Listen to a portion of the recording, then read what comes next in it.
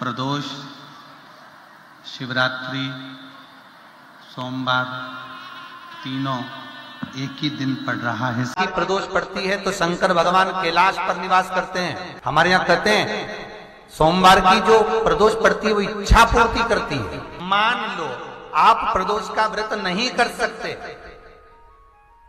आप अगर व्रत नहीं कर सकते तो प्रदोष के दिन, प्रदोष काल में शाम का समय सूर्यास्त का कुछ पल, कुछ घड़ी के पहले से लेकर बाद तक का प्रदोष काल के अंतर्गत आप शंकर जी के मंदिर में जाकर 1 लोटा पानी, 5 बेलपत्र भी अगर समर्पित करते हैं तो संपूर्ण प्रदोष का फल आपके भाग्य में प्रबल हो जाता है। प्रदोष काल में लगाया गया दीपक 5 स्थान पर फल देता है। पहला स्थान, अगर हमको या हमारे परिवार में किसी को काल सर्प दोष है तो हमारा प्रदोष का लगाया गया दीपक कहीं पूजन मत कराओ, वो दीप जलाने से ही काल सर्प दोष समाप्त होता चले जाता है। दूसरा स्थान, पितृदोष।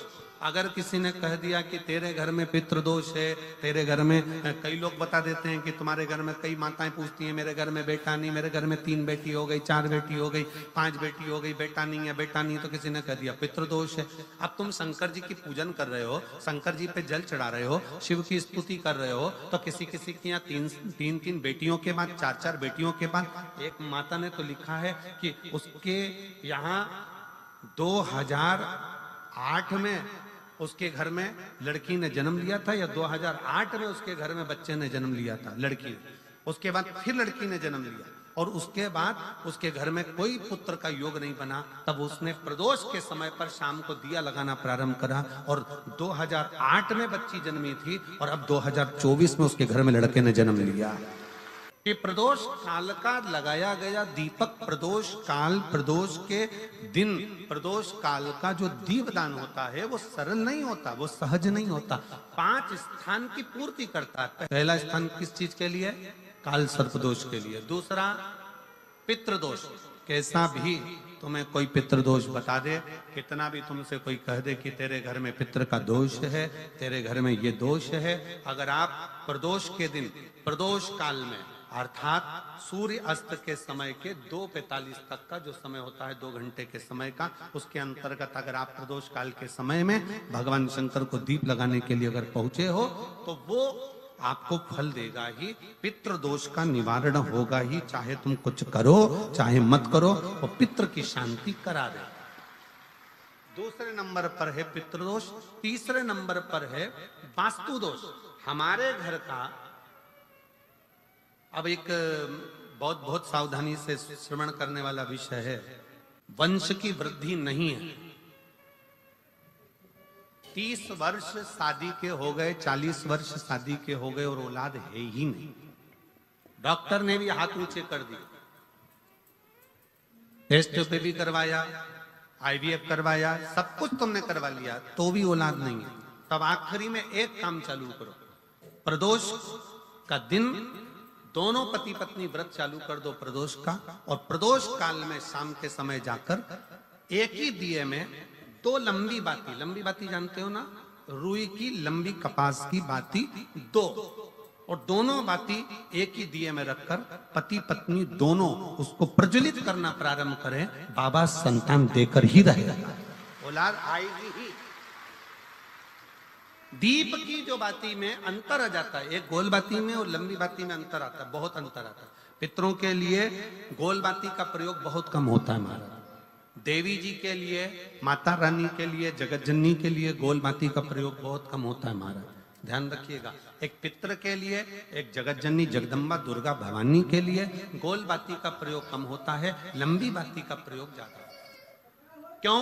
क्योंकि हमारे घर की कुल देवी और हमारे घर के पितर हमारे वंश की वृद्धि करें, इसलिए लंबी बाती रखी जाती है, जिससे हमारा वंश बहुत लंबा चले, बहुत उन्नति की ओर बढ़े, इसलिए लंबी बाती का प्रयोग किया। शिव महापुराण की कथा कहती है 5 जगह पर हमारा जलाया गया एक दीप जो प्रदोष के दिन, प्रदोष काल में लगाया जाता है, 5 जगह पर भारी पड़ता है। पहले नंबर पर, जम के बोलते जाओ, काल सर्प दोष। दूसरे नंबर पर पितृदोष। तीसरे नंबर पर घर का वास्तु दोष। हमारे घर में कितना भी वास्तु दोष है, कोई ने कह दिया यहाँ बाथरूम नहीं बनना थी, यहाँ पर शौचालय नहीं बनना था, यहाँ सीढ़ी नहीं बनना थी, वो सीढ़ी वहां बनना थी, ये सीढ़ी वहां बनना थी। तुम पूरा घर तुड़वा के देख लो, उसके बाद में जैसा वास्तु वाले हैं वैसा करा कर देख लो, उसके बाद भी तुमको शांति नहीं मिले तो समझ लेना कि तुम्हारे घर में अब वास्तु दोष तो तुमने दिखाकर समाप्त कर लिया, फिर भी वो समाप्त नहीं हो रहा तो प्रदोष काल का लगाया गया प्रदोष के समय का दिया आखिरी में वास्तु दोष को भी समाप्त कर देता है और उसमें भी फल प्रदान करता है। काल सर्प दोष, पितृदोष, वास्तु दोष। चौथे नंबर पर 1 रुपया कमाया, 1.25 रुपए खर्च हुआ, पैसा आया गया। ये चौथे नंबर का व्यापार में थोड़े दिन दुकान अच्छी चली, थोड़े दिन बैठ गए, थोड़े दिन काम चला, थोड़े दिन बैठ गए, गाड़ी चली थोड़े दिन फिर बैठ गए, अर्थात हमारी फैक्ट्री थोड़े दिन चली फिर बैठ गए, कहीं ना कहीं तकलीफ, थोड़े दिन खाते थोड़े दिन रोते वाला चल रहा है। तो प्रदोष काल का, प्रदोष के समय का दिया इस दुख को समाप्त कर कर रेगुलर एक जैसी सांझी, एक जैसी लक्ष्मी की वृद्धि करते चले गए। प्रदोष काल का। और 5वें नंबर का प्रदोष काल का दिया, प्रदोष समय का दिया 5वें नंबर पर रोग का निवारण का, रोग निवारण।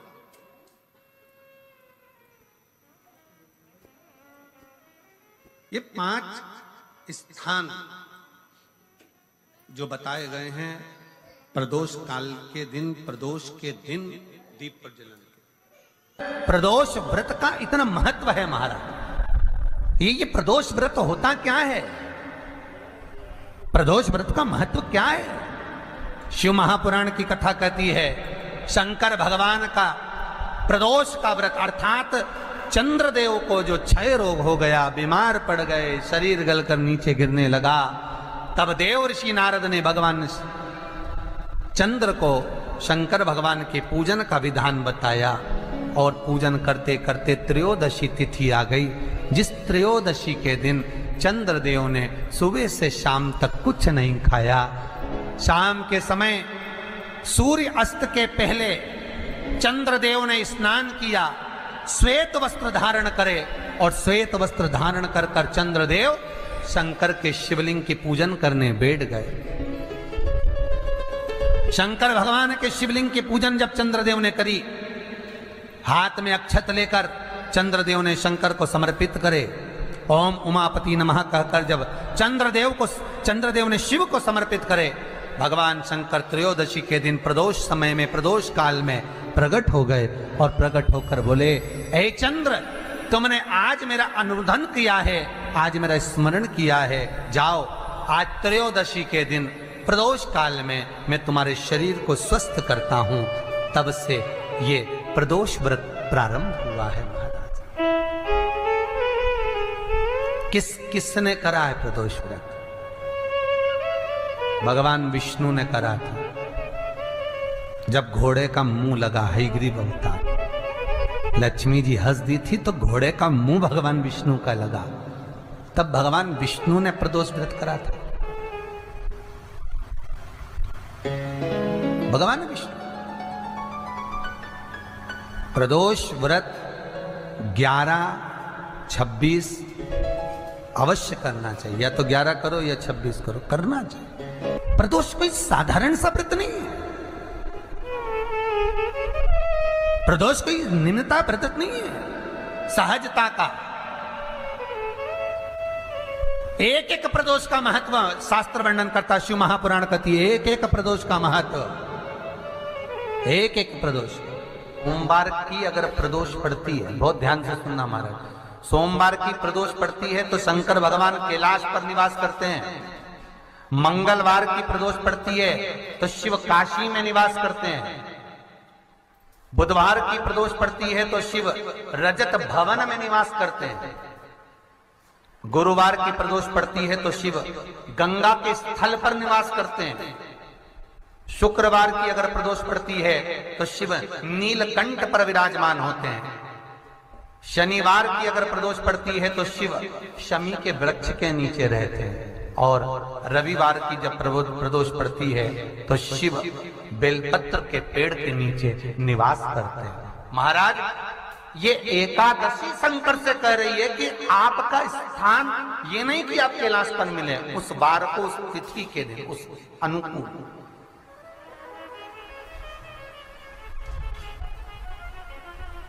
हमारे यहां कहते हैं सोमवार की जो प्रदोष पड़ती है वो इच्छा पूर्ति करती है, मंगलवार की प्रदोष रोग से मुक्ति देती है, बुधवार की प्रदोष कामना की पूर्ति करती है, गुरुवार की प्रदोष शत्रुओं का नाश करती है, शुक्रवार की प्रदोष सुख और शांति देती है, शनिवार की प्रदोष संतान का सुख देती है, और रविवार की प्रदोष जो काम दुनिया में कोई नहीं कर सकता वो अचूक फल की प्राप्ति रविवार की प्रदोष करा देती है। महाराज ऐसी प्रदोषों का नियम वर्णन किया चाहिए। भगवान कहते ठीक है तू थोड़ी देर खड़ी हो।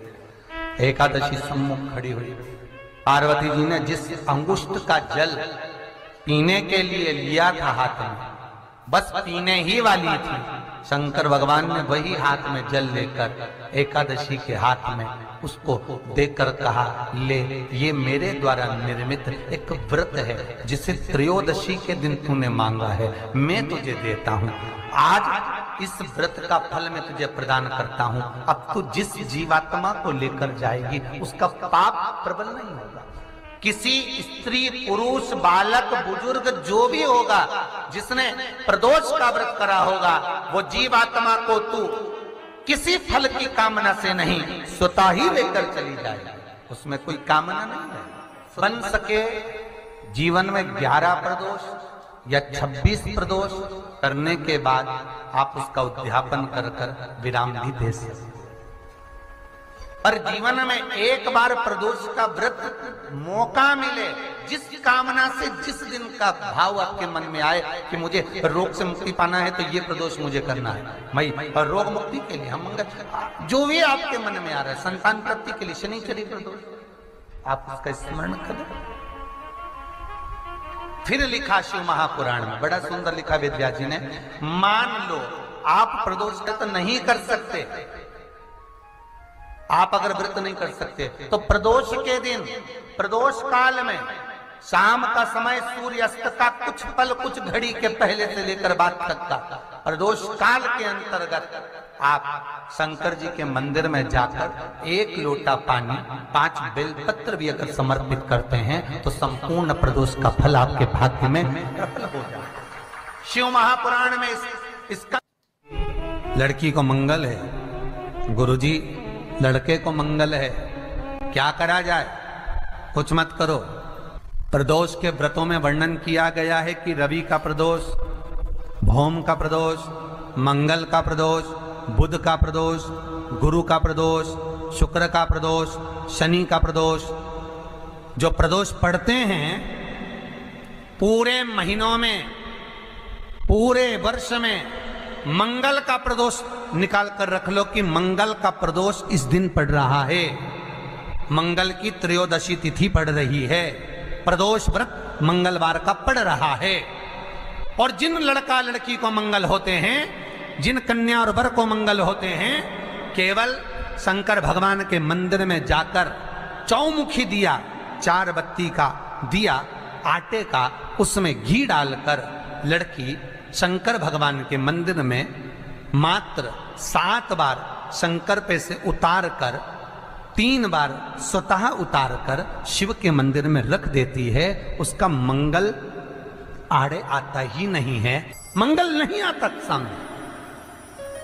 मंगल प्रदोष व्रत का इतना महत्व है महाराज। एक बात बहुत अच्छे से समझ लीजिए, जिसके घर में क्लेश होता हो, अशांति रहती हो, क्लेश रहता हो, या छोटी छोटी बात पर विवाद चालू हो जाता हो, या पति पत्नी में, परिवार में, सास बहू आदि कादिक में कहीं ना कहीं कुछ अगर विवाद रहता हो,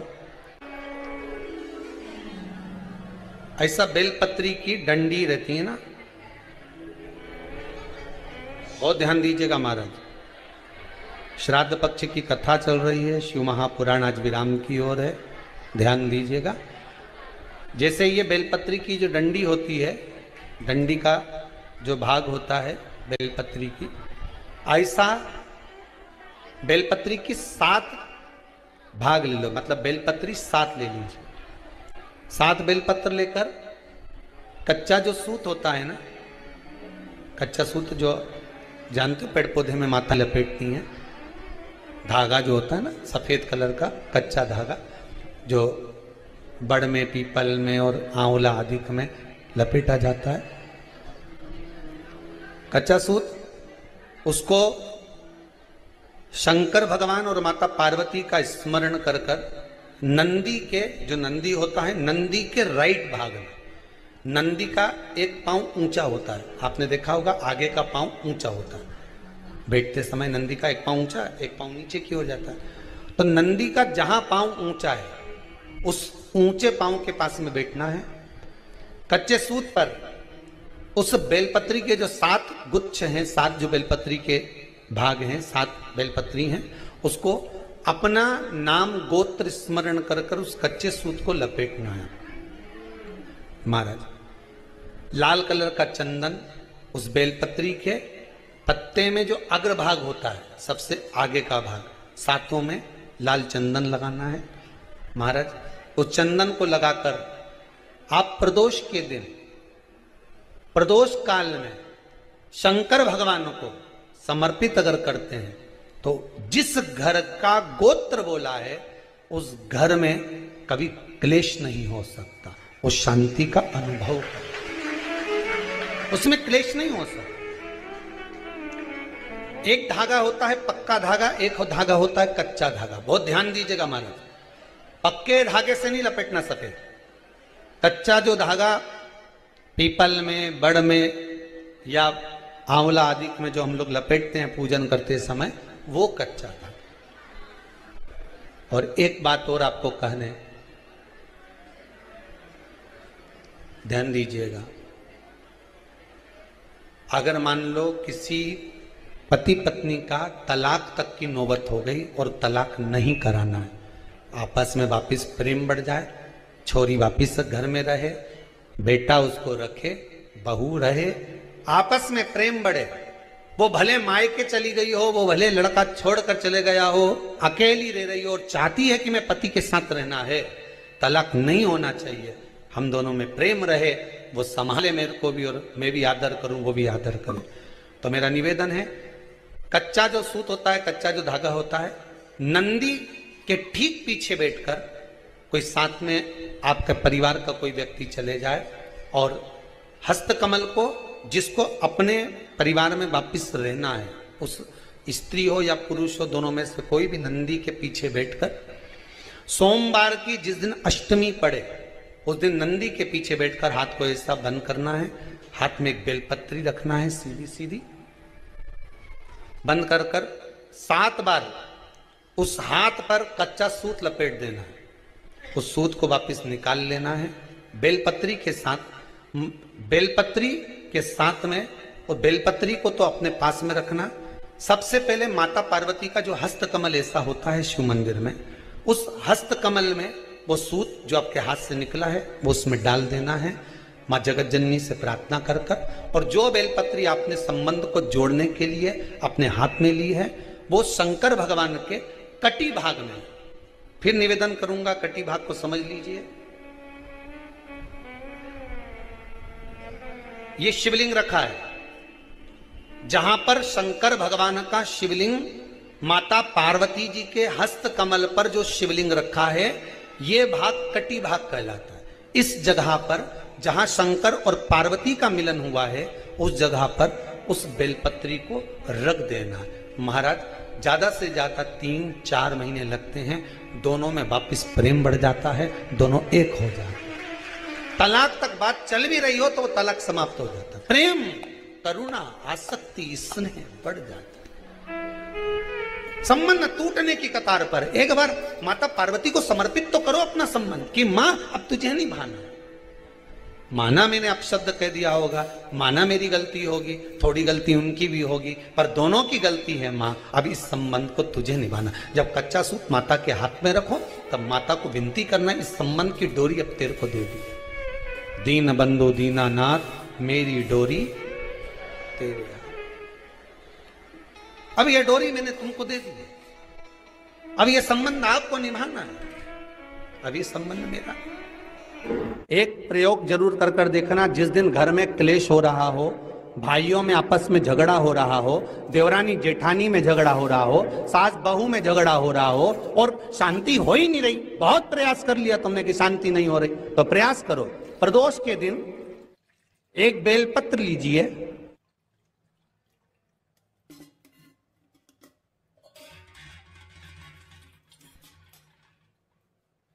प्रदोष के दिन बेलपत्र लेकर